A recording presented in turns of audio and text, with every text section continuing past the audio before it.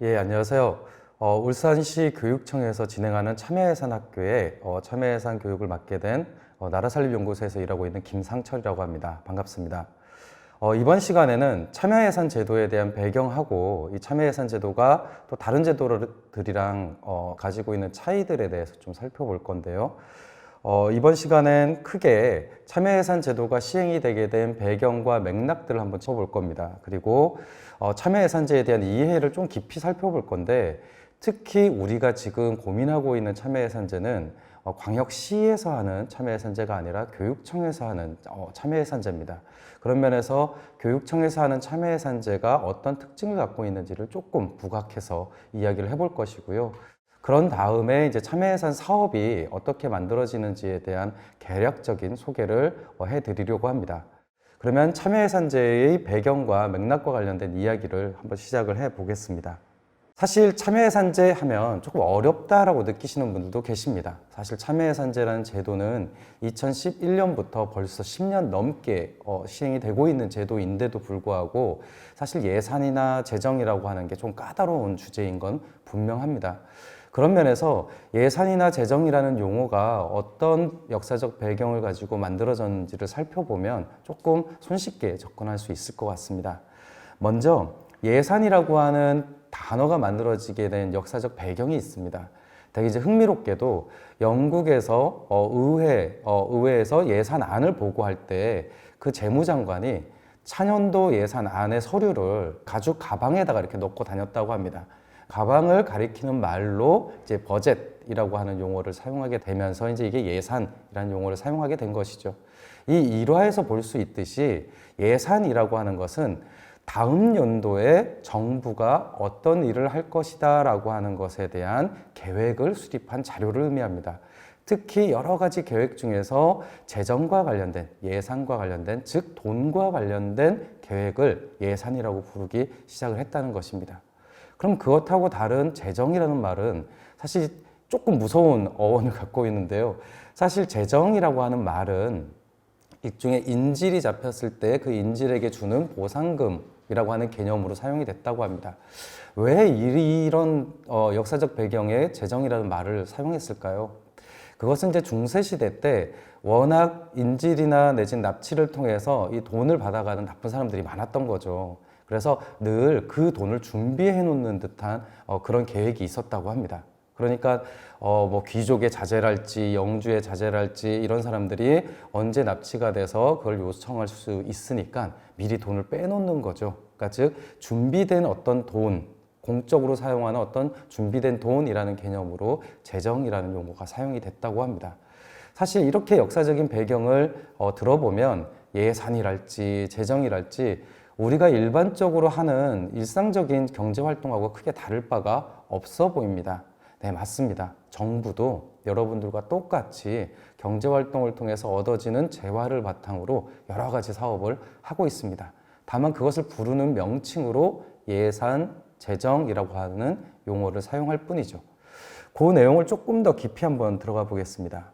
지금 보여드리는 그림에서 예산이라고 불리는 것에 분류가 되어 있는 것을 확인하실 수 있을 겁니다. 기본적으로 예산이라고 하는 것은 일반 회계, 특별 회계의 재원을 합쳐서 예산이라고 부르는데 이 두 개를 왜 예산이라고 부르냐면요. 예산이라고 하는 건 기본적으로 1년 단위의 시간을 갖고 있습니다. 즉 1월 1일에서 시작해서 12월 31일에 끝난다라고 하는 1년 단위의 계획을 바탕으로 수립된 돈의 계획이기 때문에 그것을 우리는 예산이라고 부를 수 있습니다. 반면 기금이나 이런 것들은 적립성 재원이기 때문에 적립이라고 하는 것은 내년에 쓸 걸 올해 적립하는 것이 아니라 미래에 쓸 것을 미리미리 이렇게 적립해 놓는 거잖아요. 그래서 이게 예산의 범위에는 들어가지 않습니다. 그러니까 우리가 예산이라는 말을 사용할 때에는 기본적으로 거기엔 1년 단위 시간이 들어가 있는 거구나 라고 생각하시면 좋습니다. 그런데 그런 예산, 1년 단위의 예산이 서로 연결이 되어 있습니다. 그러니까 예산을 수립하고 집행하고 또 사용을 하고 나면 그 사용이 잘 됐는지를 점검하는 과정이 있죠. 그걸 우리는 보통 결산 과정이라고 부르는데요. 그런 결산 과정의 근거를 바탕으로 또 다음 연도에 예산을 수립하게 됩니다. 이렇게 보면 결산과 예산 과정은 서로 연결되어 있죠. 1년 단위의 예산이 서로 연결되어 있는 것을 확인할 수 있습니다. 우리는 그런 과정 전체를 재정 과정이라고 부릅니다. 그러니까 과거의 재정이나 예산이 만들어졌던 어원하고는 좀 다르게 현대 사회에서 특히 재정 이론에서 다루고 있는 예산이나 재정이라는 개념은 예산이 재정에 포함된다라고 하는 개념으로 이해하시면 좋습니다. 그래서 예산이라고 하는 것은 1년의 시간을 갖고 있어. 근데 그 1년의 시간을 갖고 있는 예산들의 덩어리가 재정이야 라고 이렇게 생각을 해주시면 예산이나 재정이라고 하는 용어를 조금 더 손쉽게 다가갈 수 있을 겁니다. 한 가지 팁을 말씀을 드리면요. 우리는 통상적으로 이런 얘기를 많이 합니다. 어떤 사업 예산이 얼마야? 뭐 이런 얘기들을 되게 많이 하죠. 그랬을 때 누가 기억하는 그 숫자하고 또 다른 사람이 기억하는 숫자가 다를 때가 있습니다. 그러면 이제 그것이 누가 맞니 틀리니 이런 얘기들을 하게 될 텐데요. 그 전에 이 질문을 해보시면 좋습니다. 몇 년도 기준 예산을 보고 얘기하는 거야? 라는 이렇게 접근하면 좋습니다. 바로 지금 사례와 같이 예산이라고 하는 것은 그 예산이 수립된 연도에 따라서 숫자가 달라지게 됩니다. 그래서 나는 2022년도 기준으로 말한 거야. 너는 2021년 기준으로 말한 거구나. 라고 했을 때 그 숫자가 다르다 하더라도 서로 틀린 것은 아니죠. 왜냐하면 기준 연도가 다른 것 뿐입니다. 그렇게 예산이라는 용어를 사용할 때에는 그 예산이 어떤 연도의 기준을 하고 있는지를 살펴보시면 좀 불필요한 갈등이나 이런 것들을 해소할 수 있을 겁니다. 이런 내용을 바탕으로 해서 참여예산제를 시행하게 된 구체적인 배경들을 한번 살펴보겠습니다. 지금까지 말씀드린 어떤 재정이나 예산이라고 하는 것이 굳이 살펴보면 굉장히 오랫동안, 역사적으로 굉장히 오랫동안 있었던 것처럼 보이지만 사실 우리가 접하고 있는 예산, 재정이라고 하는 속성은 굉장히 근대적인 겁니다. 지금 보여드리는 그림은 국가의 재정에 있어서 조세 수입, 그러니까 즉 세금으로 걷어들이는 수입이 얼마큼 차지하냐라고 하는 것을 보여주는 그림입니다. 이 그림을 보면 1900년대 초까지만 하더라도 전체 국가 수입 중에서 10% 정도만 조세 수입이라는 것을 확인할 수 있습니다. 그러니까 조세라고 하는 것은 역사적으로 굉장히 오래된 역사를 갖고 있지만, 기원을 갖고 있지만 그것이 국가 재정에 중요한 역할을 하게 된 것은 어디까지나 20세기의 일입니다. 지금 이 그래프에서 보듯이 주요한 국가에서 국가의 재정에서 조세가 차지하는 비중이 높아진 것은요. 1차 세계대전, 2차 세계대전이 지난 다음부터입니다. 그러니까 우리가 지금 재정 혹은 예산이라고 했을 때 바로 세금, 조세 이런 얘기들을 하게 된 것은 극히 최근의 일이라는 것이죠. 그래서 우리는 예산이나 재정이라고 하는 문제를 다룰 때 반드시 조세라고 하는 것을 함께 고민할 필요가 있습니다. 그러니까 과거의 국가의 예산이나 재정은 조세에 의존을 하지 않았지만 지금 현대 국가의 재정이나 예산은 조세에 굉장히 많이 의존을 하고 있거든요. 사실 이 맥락에서 우리는 참여예산제를 시행하는 배경을 파악할 수 있습니다. 조세라고 하는 것은 민간 경제에서 경제활동을 하는 여러분들과 같은 시민들이 납부하는 돈입니다. 그런데 이것이 과거에는 뺏어가는 돈이었다면 지금은 자발적으로 내는 돈이죠.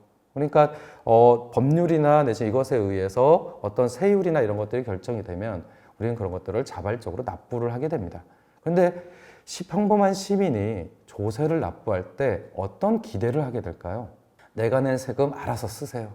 이런 마음보다는 그래도 내가 낸 세금이 우리의 문제를 해결하거나 정부나 국가의 문제를 해결하는 데 도움이 됐으면 좋겠어. 나아가서 내가 겪고 있는 문제를 좀 완화하는데 기여를 했으면 좋겠어 라는 기대를 갖게 됩니다. 이런 것들을 재정이론에서는 정당성 구조라고 부릅니다.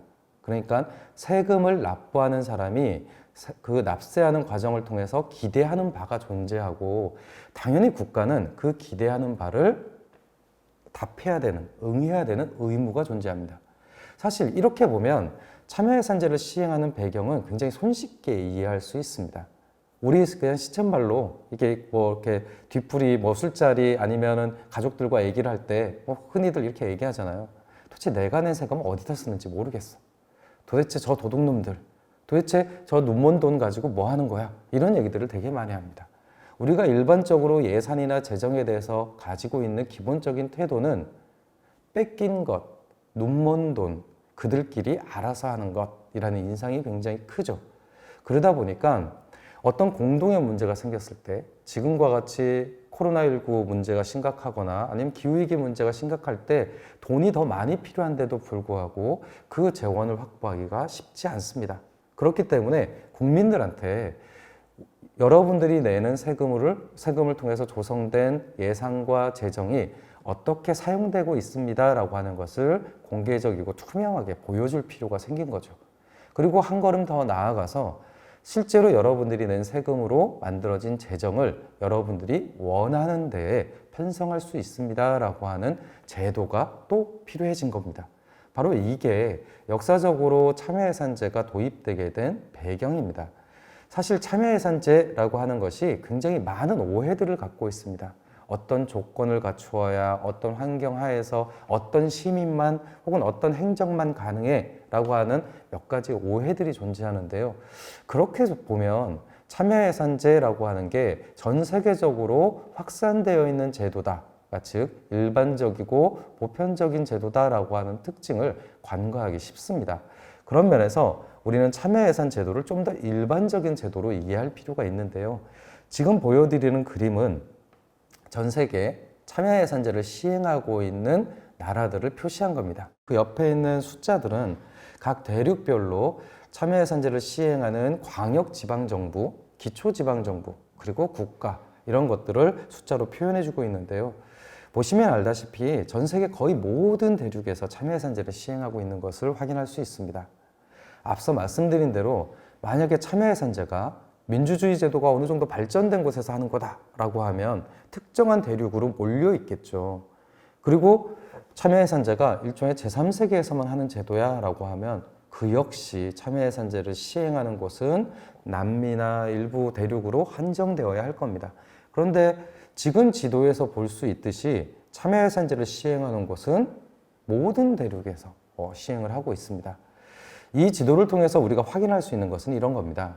참여예산 제도는 특정한 계기가 있을 때만 하는 제도가 아니라 21세기에 예산과 재정을 운영하는 거의 모든 국가와 도시에서 수용하고 있는 일반적인 재정제도에 가깝다라고 하는 것입니다. 그러니까 참여예산제는 하고 말고의 문제가 아니라 할 수밖에 없는 조건이 있다라고 이렇게 접근을 하시는 것이 참여예산제를 좀 더 정확하게 이해할 수 있는 배경이다. 이렇게 말씀을 드리겠습니다. 그럼 우리의 다음 질문은 이렇게 이어집니다.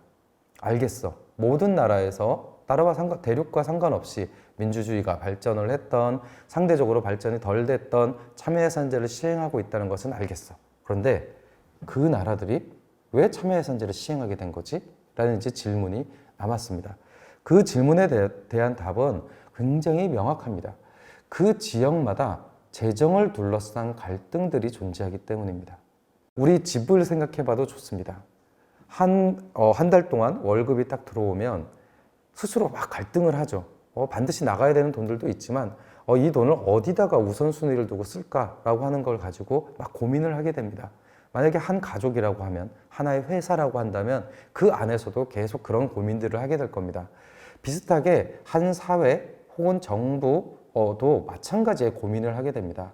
기존까지 그런 우선순위는 대부분 전문화된 관료들 그리고 전문가들이 결정해 왔습니다. 왜냐하면 그들이 그 문제를 더 잘 본다라고 생각을 했기 때문이죠. 그런데 어느 순간부터 그런 신뢰가 떨어지게 됐습니다. 그러면서 사람들이 질문을 하기 시작하는 거죠.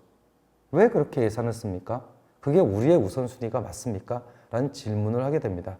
그러면서 나타나는 갈등들이 굉장히 다양한 형태로 일어나게 됩니다. 이를테면 지금 보여드리는 그림은 유럽에서 활동하고 있는 한 재정학자가 유럽에서 시행하는 참여예산제들을 쭉 사례를 모아다가 분석한 거예요. 도대체 왜 하고 있지? 참여예산제를 이 도시들은 왜 하고 있지? 이걸 이제 분석한 건데 분석해봤더니 한 6가지 정도의 유형이 있다는 겁니다. 어느 도시는 참여 민주주의를 좀 더 강화하고 싶어 라고 하는 목적이 있다는 거죠. 그러니까 시민들이 직접 참여해서 의견을 내는 어떤 직접 민주주의, 참여 민주주의를 확대하기 위한 목적으로 참여예산제를 시행한다는 겁니다. 그런데 또 다른 나라들을 봤더니요, 그 도시 안에 갈등이 있는 겁니다. 어떤 갈등이냐? 집단 간의 갈등이 있는 거죠. 이를테면 한 도시에 보면 이런 거죠. 여러 가지 직능 단체들이 있을 수 있잖아요. 우리식으로 따지면 요식업을 하시는 분들의 요식업 협회 이런 것들이 있을 겁니다. 그런 단체들끼리 이 도시의 발전에 있어서 어느 부분에 투자가 되어야 한다라고 하는 걸 둘러싸고 계속 이렇게 갈등이 존재하는 겁니다. 근데 그런 것들을 그 전에는 관료들이나 전문가들이 조정해 왔는데 이제 그 방식이 더 이상 통하지 않게 되니까 그것을 참여 예산 방식으로 갈등을 해소하는 거죠. 공개적으로 토론하고 각 집단이 원하는 사업들을 조정하도록 아예 권한을 위임한 겁니다. 이런 방식으로 하는 데가 이제 새로운 조합주의나 이해관계자 참여라고 하는 방식으로 진행되는 참여 예산제입니다. 비슷하게 공동체의 발전이나 지방자치 민주주의의 활성화를 위해서나 참여적 근대화를 위한 것들 다 이런 목적들을 갖고 있다라고 하는 것이 확인이 됐습니다. 그러니까 참여 예산제라고 하는 제도의 그 형태는 유사할 수 있습니다. 시민들이 직접 참여해서 필요한 곳에 예산을 배정한다라고 하는 그 유형은 똑같을 수 있는데 그것을 시행하는 목적이 다 다르다는 것이죠. 이 이야기가 주는 시사점은 뭐냐면 우리나라도 2011년부터 참여예산제를 의무화해서 시행을 하고 있는데 지금 시점에서 돌이켜보면요, 어느 지역이든 똑같은 참여예산제를 시행하는 곳이 단 한 군데도 없습니다. 다 그 지역에 맞춤하는 제도 방식으로 변화하고 있는 것이죠.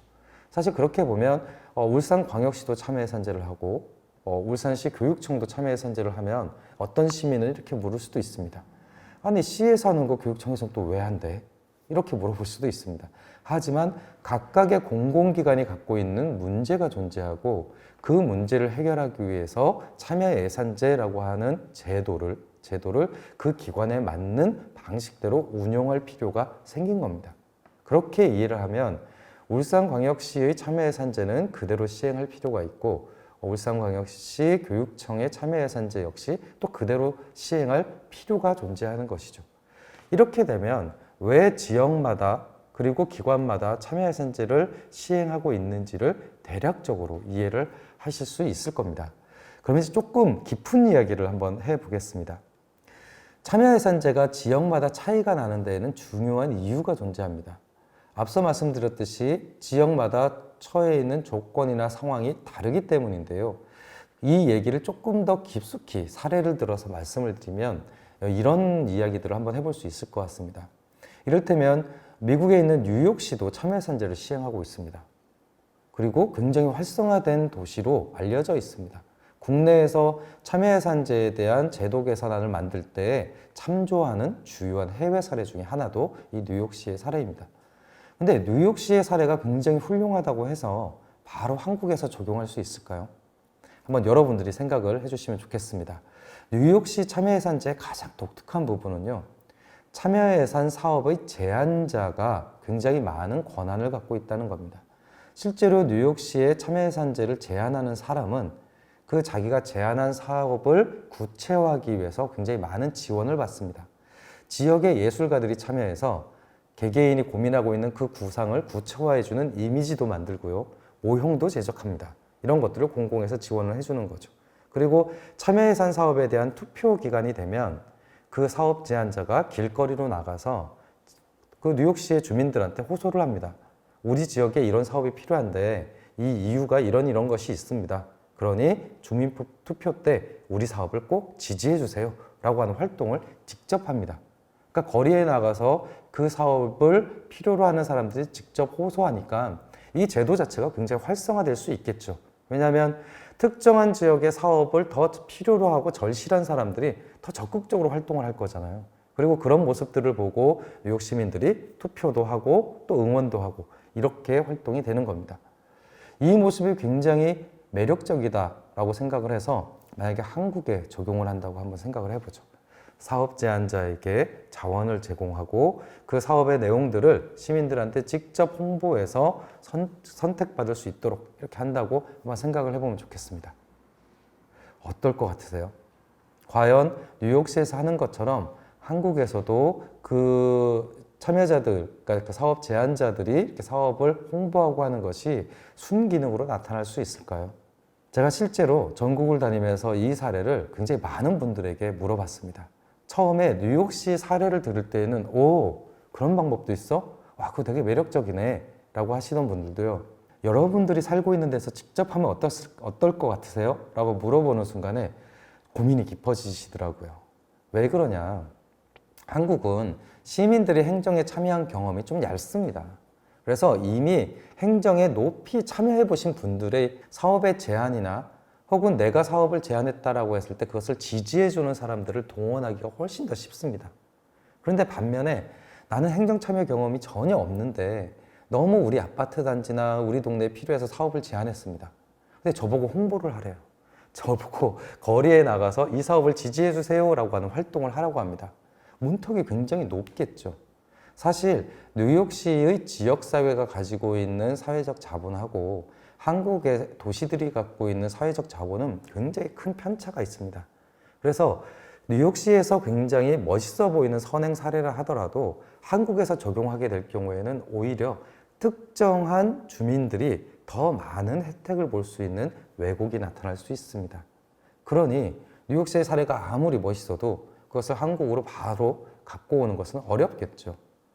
파리시의 사례도 비슷합니다. 파리시는 전 세계에서 참여예산 재정이 가장 큰, 규모가 큰 도시입니다. 한국에서는 서울시가 한 500억으로 굉장히 많다라고 얘기하지만 파리시는 그거보다 훨씬 더 많습니다. 한 두세 배가 정도가 됩니다. 근데 참여예산 사업 예산이 한 1,000억? 이렇게 되면 상상이 되세요? 특히 1,000억 정도 되는 사업 예산에 제안을 받으면 얼마나 많은 사업 제안이 올까요? 정말 무지무지 많을 겁니다. 근데 그것을 시민들이 참여하는 참여예산위원회를 통해서 일일이 다 심사하는 것은 거의 불가능에 가깝습니다. 왜냐하면 참여예산위원회에 참여하시는 시민분들은 다 생업이 있잖아요. 그러니까 주어져 있는 기간 동안 많은 건수의 사업을 심사를 한다는 것은 물리적으로 불가능합니다. 근데 그거는 파리시도 마찬가지입니다. 파리 시민들도 다 자기 생업이 있으니까요. 그럼 파리시는 이 문제를 어떻게 해결하냐? 중간에 전문가 그룹을 활용하는 겁니다. 전문가들이 시민들이 제안한 사업을 1차적으로 분석해서 이 지역에 맞는 사업이라고 제안된 것을 검토하는 거죠. 이 사업은 굉장히 좋네요. 그런데 이것을 특정한 읍면동에만 하지 말고 광역시 전체로 한번 확산해 봅시다. 그렇게 해도 좋겠는데요? 라고 하는 의견을 냅니다. 그렇게 해서 한 지역의 사업이 광역사업으로 규모화할 수 있는 권한이 전문가들에게 있습니다. 그렇게 되면 수백 가지의 사업이 제안된다 하더라도 최종적으로 그 시민들이 심사하고 투표할 수 있는 사업의 개수를 굉장히 줄일 수 있습니다. 왜냐하면 광역화할 수 있는 사업을 우선순위로 잡아서 심사에 올리기 때문에 그렇습니다. 이것도 굉장히 매력적이죠. 근데 또 한 번 생각을 해보셨으면 좋겠습니다. 만약에 이 절차를 한국에 적용하면 어떻게 될까요? 내가 참여예산 위원입니다.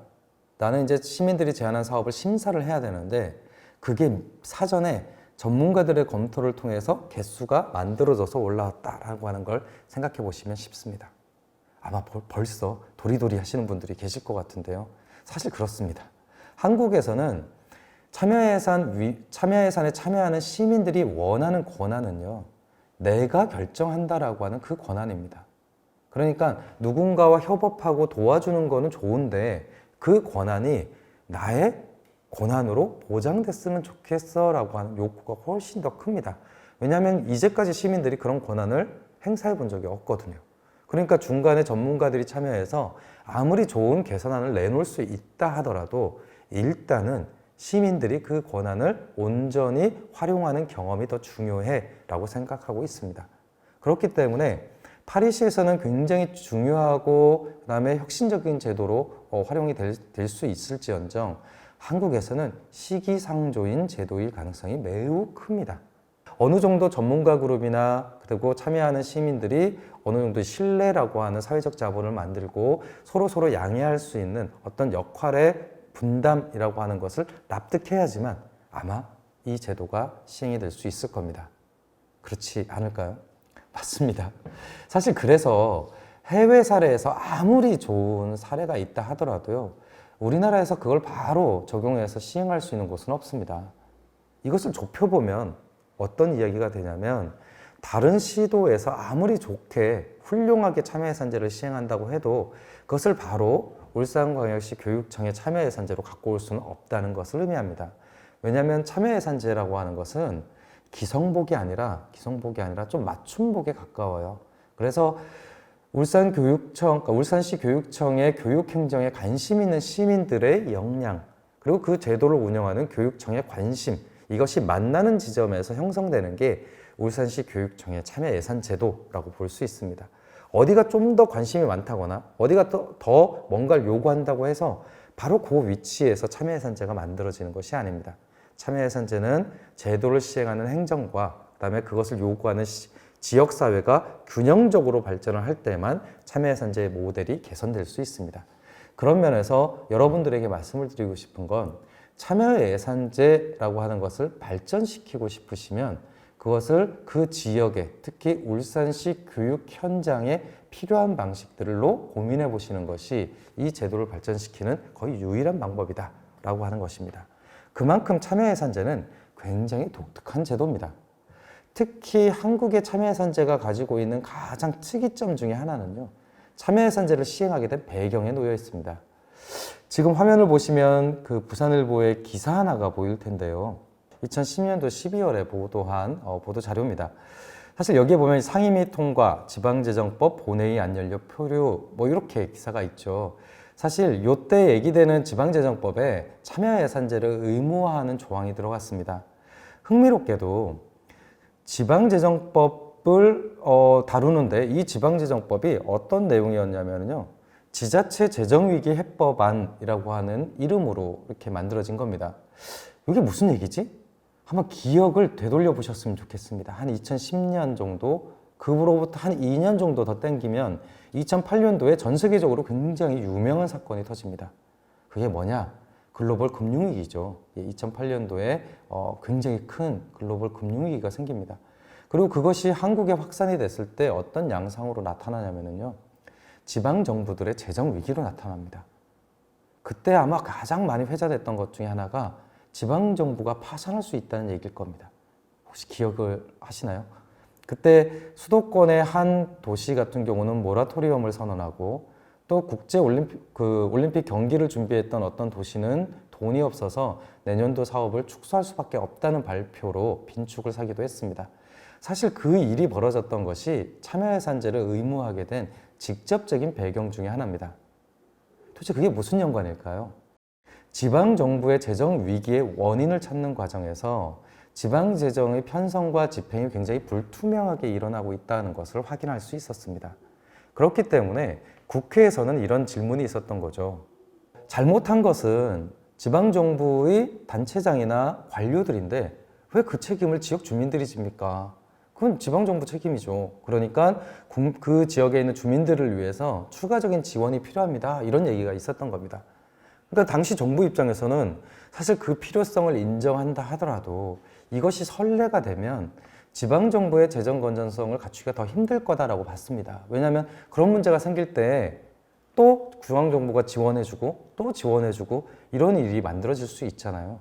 그래서 중앙정부가 판단한 것은 뭐냐면, 지방정부의 재정 과정을 투명하게 공개하도록 만드는 제도를 두면 어떨까? 특히 이 과정에 지역 주민들이 직접 참여할 수 있도록 하면 어떨까라고 하는 생각을 하게 된 겁니다. 바로 그 제도가 참여예산 제도입니다. 그러니까 한국에서 참여예산 제도를 의무화하게 된 배경에는 지방재정의 위기라고 하는 것이 놓여 있고, 특히 직접적으로는 지방재정의 투명성을 제고한다라고 하는 목적이 놓여 있습니다. 사실 이런 목적으로 참여예산제를 시행하고 있는 사례는 전 세계적으로도 거의 유일합니다. 왜냐하면 이거는 참여예산 제도를 재정 통제의 수단으로 쓰고 있다라고 하는 것이거든요. 그런데 우리가 직접 경험하고 있는 참여예산제는 그것하고 조금 다르죠. 직접 민주주의를 이야기하기도 하고 주민 참여 뭐 이런 것들을 이야기하기도 합니다. 그래서 그것이 마치 주민들이 어떤 택할 수 있는 어떤 뭐 선택지처럼 이렇게 얘기를 합니다. 행정에서는 이만큼 해주고 있는데 주민들은 그런 것을 선택할 수 있어. 이런 방식으로 접근을 하죠. 하지만 법에서 정하고 있는 내용은 그 반대입니다. 주민들은 요구할 수 있고 주민들이 요구하면 행정은 들어줘야 된다라고 하는 취지로 만들어진 게 한국에서의 참여예산제가 가지고 있는 독특함이라고 할 수 있습니다. 그만큼 법에서 만들어진 취지와 지난 10년 동안 지방자치단체에서 운영됐던 현실은 약간 격차가 좀 있습니다. 사실 제가 생각하는 것은 이 격차를 줄여나가는 것이 앞으로 참여예산제의 미래와 연관되는 것이 아닌가라는 생각을 하고 있습니다. 제가 이 부분을 통해서 강조드리고 싶은 것은요, 참여예산제에 참여하는 것은 사실은 어떤 의미에서는 지방재정에 대해서 공동 책임을 진다라고 하는 것과 닿아있습니다. 높은 권한은 높은 책임을 부릅니다. 그래서 참여예산위원으로 참여한다라고 하는 것은 울산광역시 교육청이 하고 있는 교육행정, 교육재정 과정에 나도 같이 책임을 지겠어 라고 하는 선택에 가깝습니다. 그만큼 한국에서의 참여예산제가 가지고 있는 위상은 굉장히 독특하고 중요하다라고 말씀을 드릴 수 있겠습니다.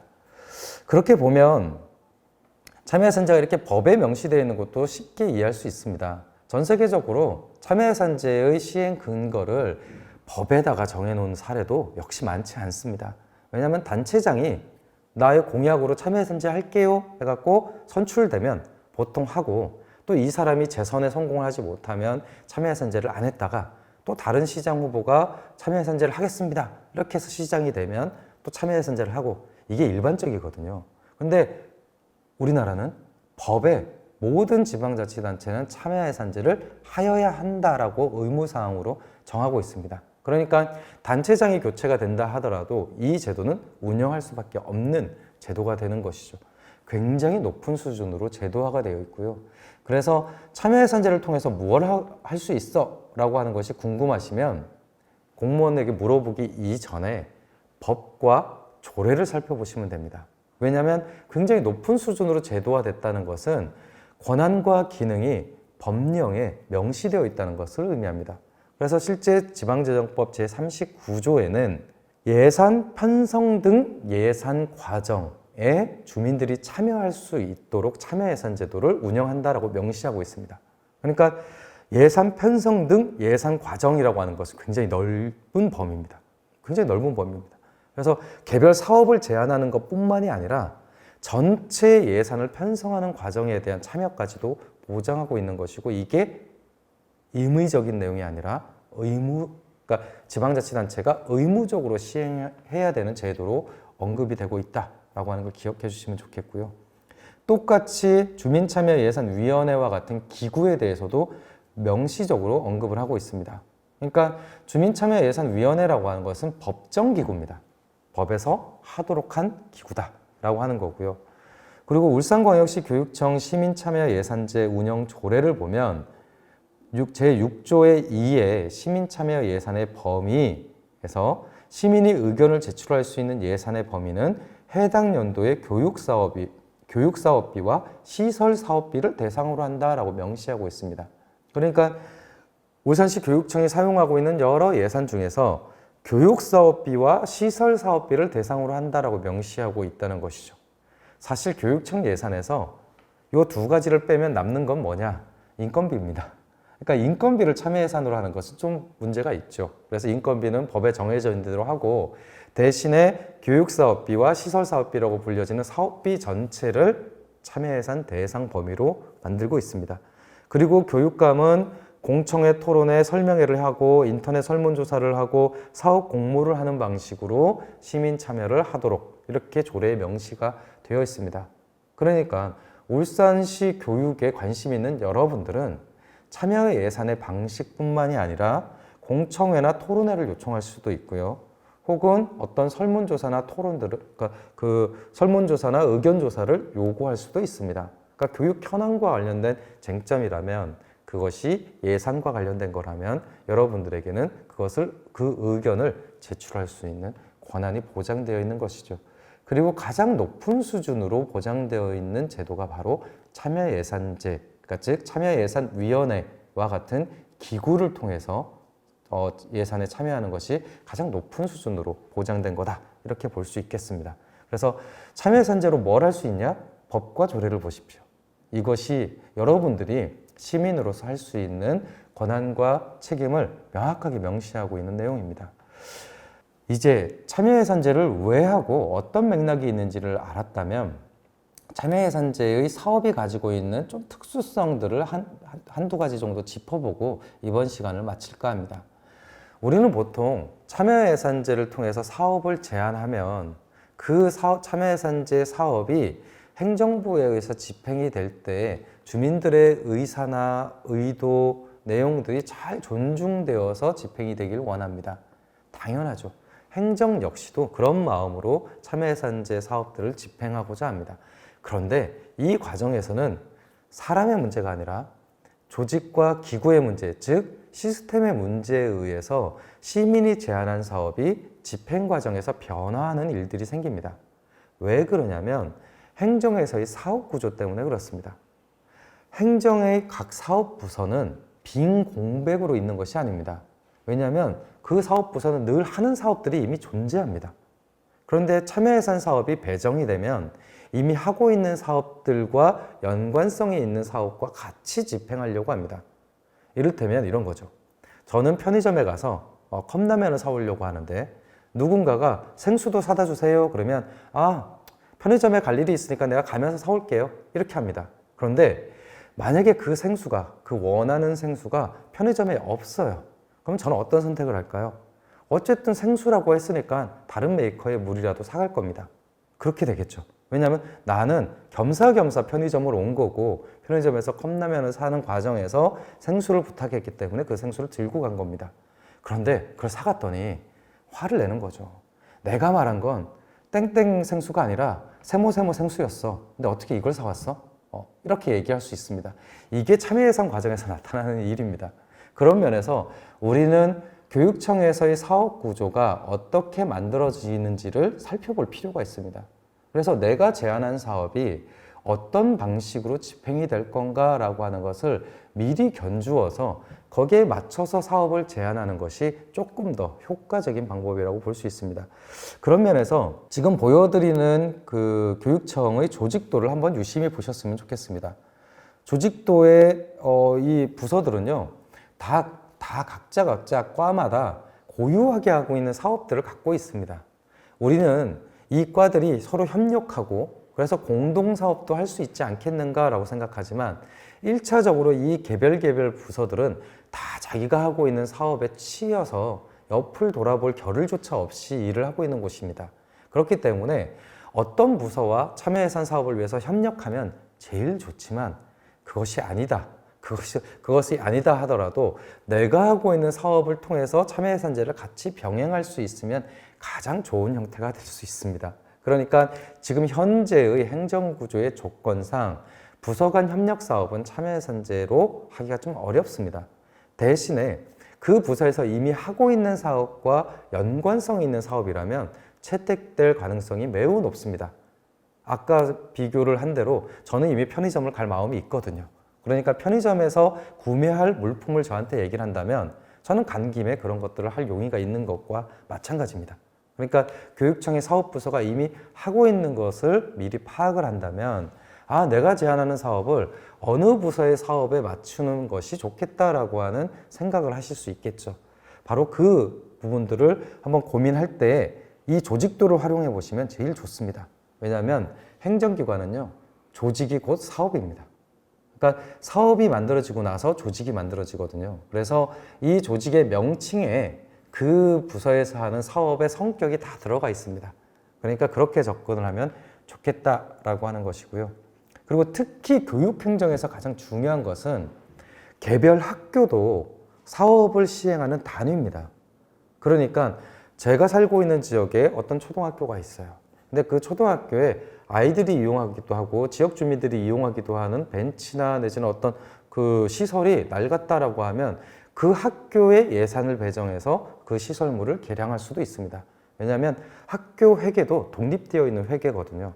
그래서 그것을 교육청 이렇게 신청할 수도 있지만 학교의 예산을 배정하는 방식으로도 신청을 할 수 있습니다.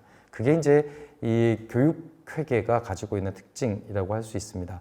그리고 그런 내용들이 궁금해. 도대체 어떤 사업들이 있었어? 이런 부분들이 궁금하시면요.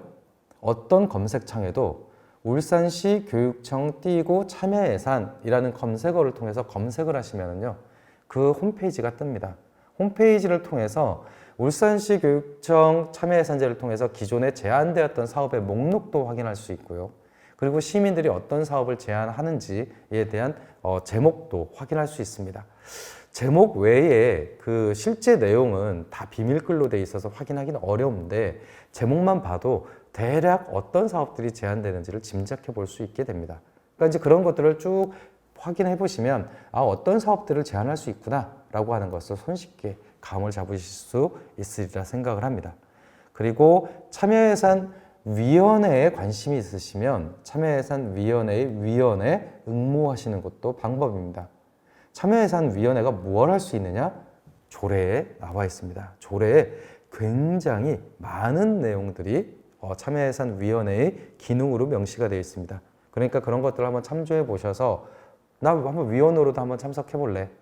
좀 시간은 들겠지만 내가 충분히 시간을 내서 내가 관심 있는 울산시 교육행정을 위해서 한번 해보겠어 라는 생각이 드신다면 이 조례의 위원회의 기능 그리고 구성 방법을 참조해서 통상적으로는 연초에 위원 공모가 나옵니다.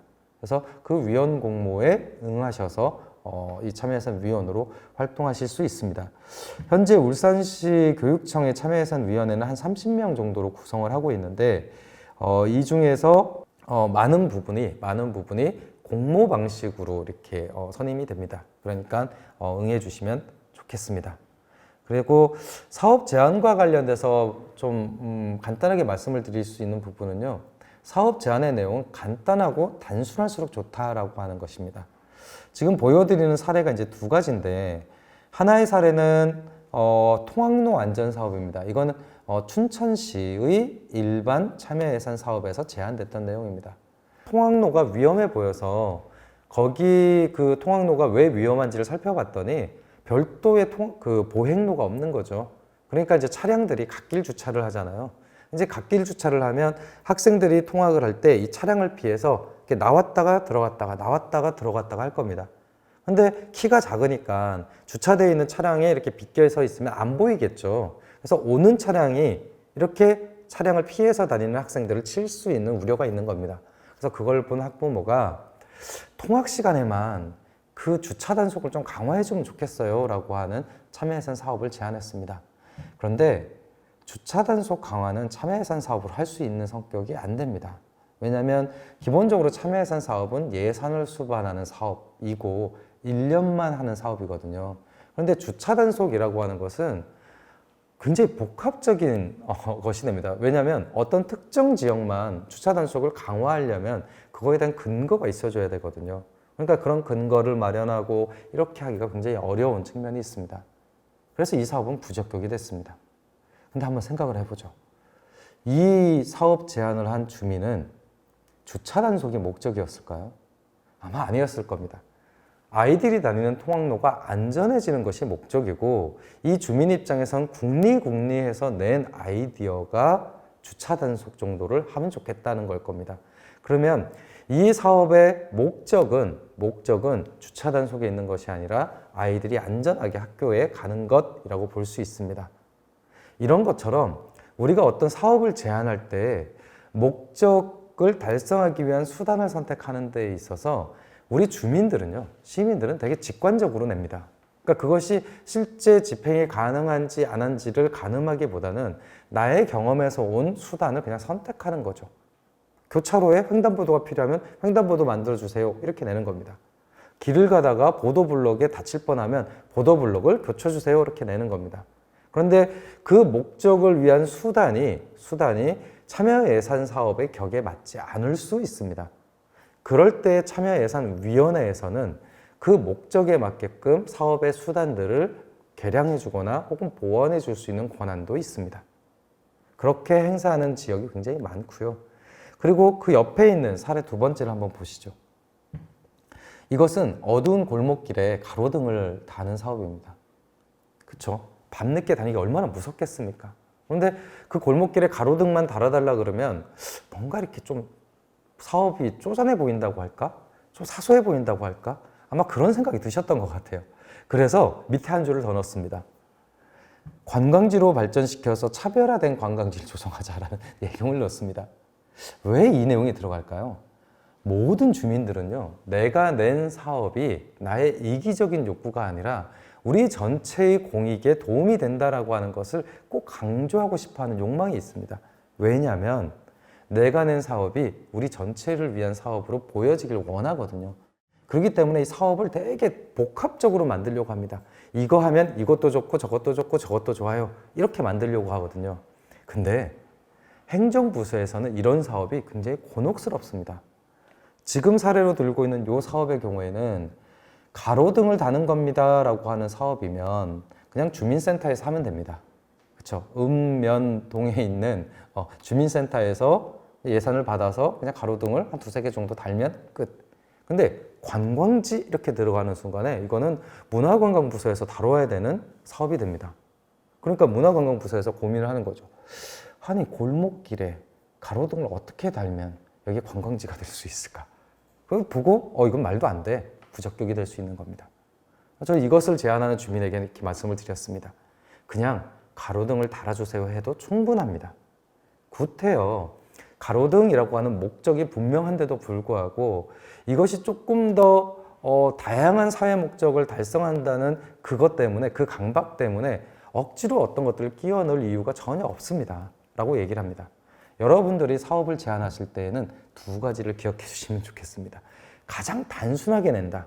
복합적인 사업이면 사업부서의 성격에 맞춰서 차라리 2개, 3개의 사업을 내십시오. 이게 첫 번째로 드리는 조언이고요.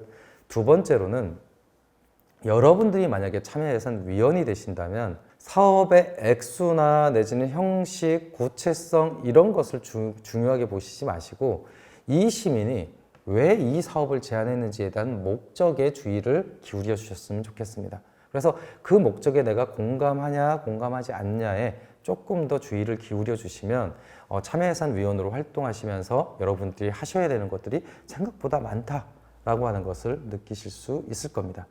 예, 이렇게 해서 사업 제안과 관련된 이야기를 드렸는데요. 요약하면 이렇습니다.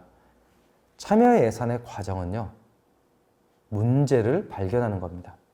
그러니까 우리 아이들을 혹은 내가 어떤 평생교육을 받거나 성인교육을 받을 때 혹은 우리 동네에 있는 학교라고 하는 시설에 대한 문제가 있을 때 그리고 우리의 자녀들이 다니는 학교 혹은 교육과 관련돼서 특별히 해줘야 될 때 학교 밖 청소년들을 위해서 특별한 어떤 시책이 필요할 때 이런 것들을 우리가 문제화할 수 있으면 문제가 있는 곳에 사업을 만들어낼 수 있습니다. 즉 참여예산의 사업은요, 기본적인 속성이 문제를 해결하려고 하는 속성입니다.